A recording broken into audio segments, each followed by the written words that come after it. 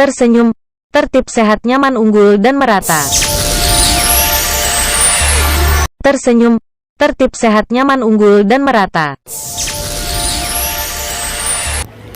Assalamualaikum warahmatullahi wabarakatuh. Begitu bahagia dan sumringahnya ketika mengetahui sebentar lagi kita akan memiliki anak. Buah cinta kasih sayang yang terindah sepanjang hidup kita. Sebagai calon ibu, apalagi jika ini merupakan pertama kali Anda akan menjalani persalinan, tentu ada rasa bingung mengenai persiapan melahirkan. Padahal memasuki akhir-akhir masa trimester ketiga, ada beberapa persiapan melahirkan yang perlu Anda lakukan. Persiapan persalinan yang matang akan membuat Anda lebih tenang saat mendekati hari kelahiran bayi. Jadi sebaiknya, catat baik-baik persiapan melahirkan apa saja yang harus Anda lakukan dan susun dengan baik sebelum saatnya tiba.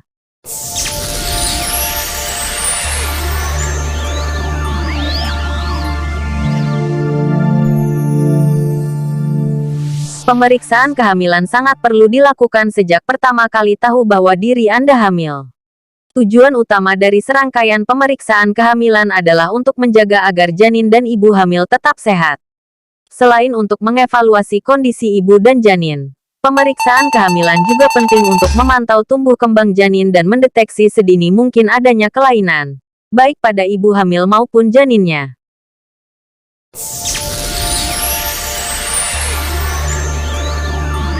Saat melakukan pemeriksaan kehamilan, dokter atau bidan akan mengukur berat badan serta tanda-tanda vital dari ibu hamil, yang meliputi tekanan darah, denyut jantung, laju pernapasan, dan suhu tubuh, serta akan melakukan pemeriksaan fisik dan pemeriksaan kandungan, termasuk pemeriksaan Leopold, dan beberapa pemeriksaan penunjang, seperti pemeriksaan darah lengkap merupakan salah satu jenis tes darah yang rutin dilakukan ketika melakukan pemeriksaan kehamilan.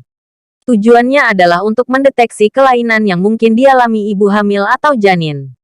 Selain pemeriksaan darah lengkap, juga dilakukan tes golongan darah bertujuan untuk mengetahui golongan darah dan resus ibu hamil, guna mengantisipasi kemungkinan adanya perbedaan resus antara ibu hamil dengan janin. Bila hasil tes darah menunjukkan bahwa Anda memiliki resus negatif dan janin memiliki resus positif, ada risiko untuk terjadi inkompatibilitas resus. Kondisi tersebut akan menyebabkan bayi mengalami anemia akibat pecahnya sel darah atau anemia hemolitik ketika bayi lahir. Akibatnya, bayi bisa mengalami penyakit kuning atau jaundice. Selanjutnya pemeriksaan hemoglobin atau Hb adalah protein kaya zat besi yang ditemukan di dalam sel darah merah. Hb memungkinkan sel darah merah untuk mendistribusikan oksigen ke seluruh tubuh dan mengangkut karbon dioksida dari seluruh tubuh untuk dibuang melalui paru-paru. Setiap ibu hamil perlu menjalani pemeriksaan Hb untuk mendeteksi apakah terdapat penyakit anemia atau kurang darah.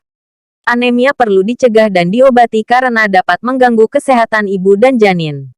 Anemia juga dapat meningkatkan risiko terjadinya kelahiran prematur, keguguran, berat badan lahir rendah, dan perdarahan postpartum. Tes gula darah adalah bagian dalam pemeriksaan kehamilan rutin. Pemeriksaan ini penting untuk mendeteksi apakah ibu hamil mengalami diabetes kehamilan atau diabetes gestasional. Ibu hamil lebih berisiko untuk menderita diabetes selama hamil bila mengalami kelebihan berat badan atau obesitas, memiliki riwayat diabetes pada kehamilan sebelumnya, atau memiliki riwayat penyakit diabetes sebelumnya. Pemeriksaan ini screening penyakit infeksi dilakukan untuk mendeteksi apakah terdapat penyakit infeksi pada ibu hamil. Screening penyakit infeksi termasuk hepatitis B, sifilis, HIV, dan TORCH. Semakin cepat terdeteksi, infeksi dapat semakin cepat diobati. Selain untuk mencegah risiko penularan pada janin, pemeriksaan ini juga penting dilakukan untuk mengurangi risiko terjadinya penularan infeksi pada pasangan. Pemeriksaan genetika ini dilakukan untuk menentukan apakah Anda memiliki kelainan genetik, seperti talasemia, yang berisiko diturunkan kepada janin. Pemeriksaan genetik juga bisa dilakukan pada janin dengan mengambil sampel cairan ketuban atau amniosentesis dan sampel darah janin atau fetal blood sampling. Pemeriksaan urin antenatal ini dilakukan terhadap sampel urin ibu hamil.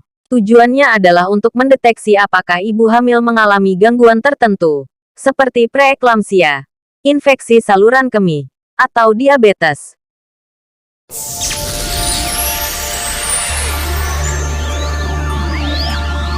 Pemeriksaan USG pada trimester pertama atau usia kandungan 10-14 minggu, bertujuan untuk menentukan usia kehamilan dan mendeteksi kemungkinan hamil kembar atau kelainan pada janin, misalnya sindrom Down.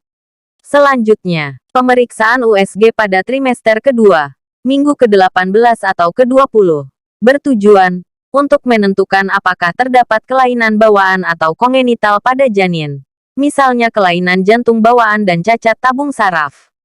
Yang terakhir, pemeriksaan USG di kehamilan minggu ke-32 atau memasuki trimester ketiga, dilakukan bila plasenta berada di atas tulang serviks. Pemeriksaan USG bertujuan untuk mendeteksi kemungkinan terjadinya kondisi plasenta previa. Selain itu, USG juga digunakan untuk mengetahui berat badan bayi, jenis kelamin, posisi bayi, dan menilai jumlah air ketuban. Pemeriksaan kehamilan sebaiknya dilakukan secara teratur agar kesehatan Anda dan janin dapat terus terpantau. Oleh karena itu, usahakan untuk tidak melewatkan jadwal pemeriksaan kehamilan. Yang terakhir melakukan tes PCR atau tes rapid antigen yaitu 7 hari sebelum hari perkiraan lahir. Selain rutin menjalani pemeriksaan kehamilan, terapkan juga pola makan sehat dan bergizi seimbang. Konsumsi vitamin prenatal sesuai anjuran dokter atau bidan. Minum air putih yang cukup. Lakukan olahraga ringan secara rutin. Dan istirahat yang cukup agar kehamilan Anda tetap sehat.